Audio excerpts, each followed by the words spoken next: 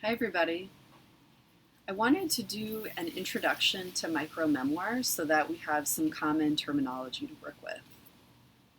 So in the world of creative writing, micro-memoir exists under the umbrella of creative nonfiction.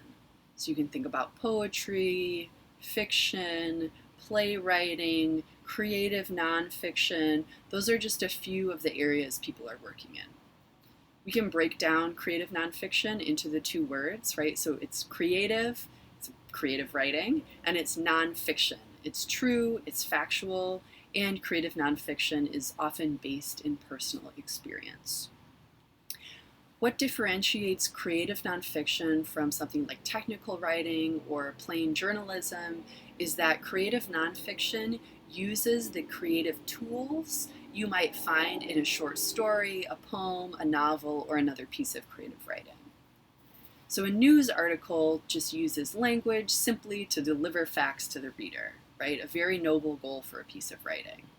A piece of creative nonfiction uses extra tools, maybe mystery and suspense, lyric language, sonic language, so the sound quality of the language, humor, detail, and description, all of these different creative techniques to create a satisfying reader experience and a piece that's worth going back to reread multiple times.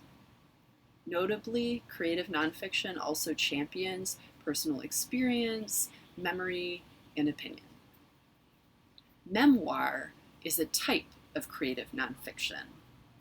So as you can surmise, memoir comes from the same etymological root as memory. So a memoir is a piece of writing about your memories. Those memories might be from decades ago, those memories might be from minutes ago, or anywhere in between. Memoir is writing about your life. Micro-memoir is short memoir. So this genre is known by many names: flash memoir, micro-essay, mini-memoir, a whole bunch of different names. The literary journal Brevity defines this short nonfiction as anything less than 750 words, but I think micro-memoir can be anything from a single sentence to a few pages.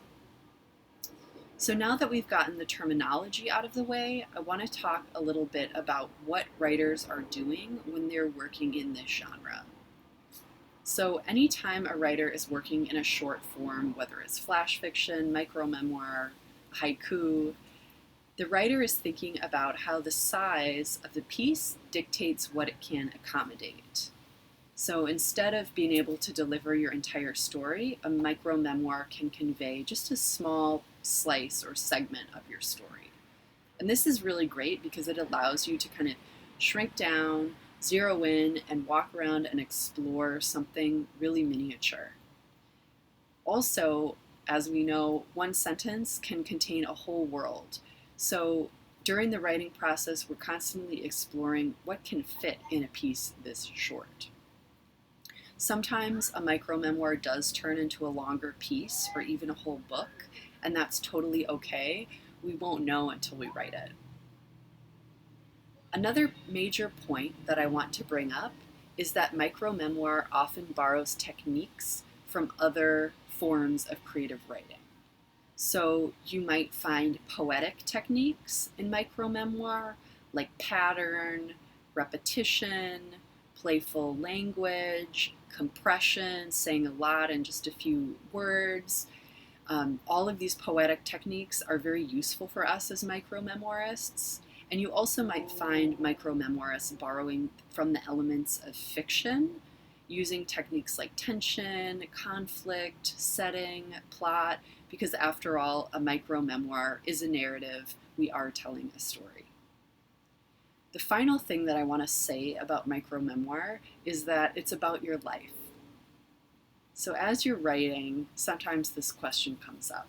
Does anybody really care about this? It's all about me. Is it egotistical? Who will care?